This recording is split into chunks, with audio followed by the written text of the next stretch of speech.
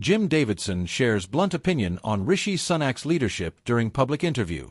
Comedian and television personality Jim Davidson has once again made headlines after publicly sharing his critical views on Prime Minister Rishi Sunak's leadership. During a live interview on a digital broadcast this week, Davidson didn't hold back in expressing doubts about Sunak's capability to guide the country through its current economic and social challenges.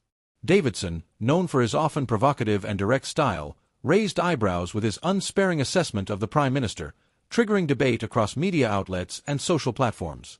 But while his comments might have made a splash, they also touched on a deeper question many Britons are asking. How effective is the current leadership in meeting the country's needs?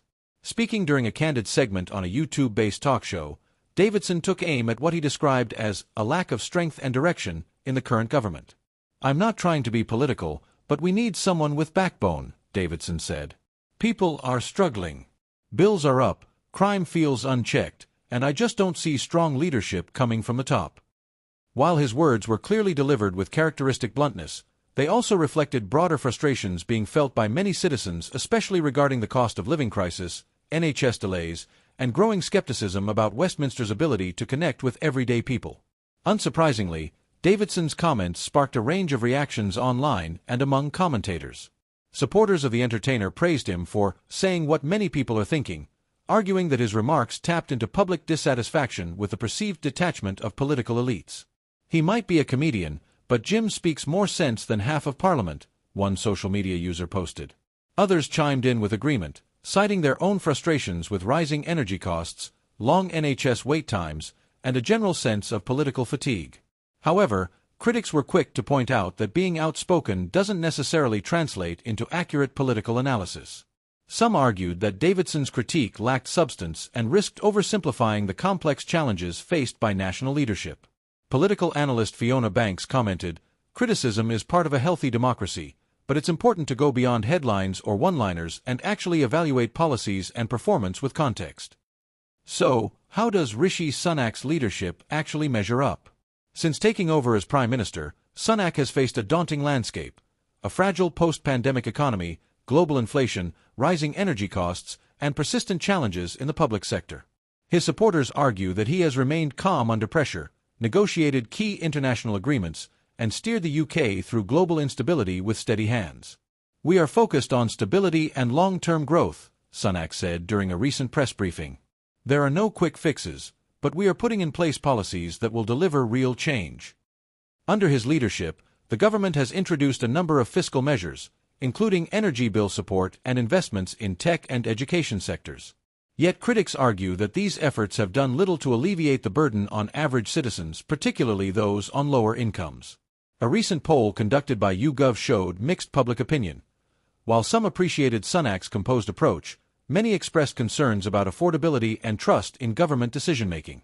Davidson's remarks also revive an ongoing conversation about the role of entertainers and public figures in political discourse. Should celebrities use their platforms to critique national leaders? Or should commentary be left to elected officials, journalists, and academics?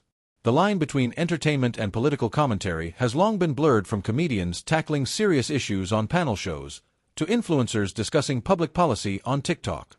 While Davidson's delivery may be comedic, his underlying points struck a nerve with audiences because they mirror genuine concerns. "It's no longer unusual for people in the arts or media to engage with politics," said cultural commentator Jamila Quinn.